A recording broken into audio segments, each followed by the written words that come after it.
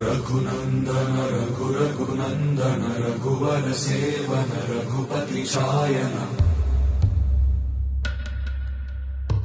शतयोजन शतशतयोजन शरधि नियोजन शर परिलंघन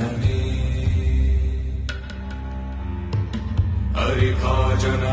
हरिभाजन हरिमद भाजन दशमुख कंपन बड़वाकृत बड़वाकृत बड़बाणलकृत बहुभस्मार्चन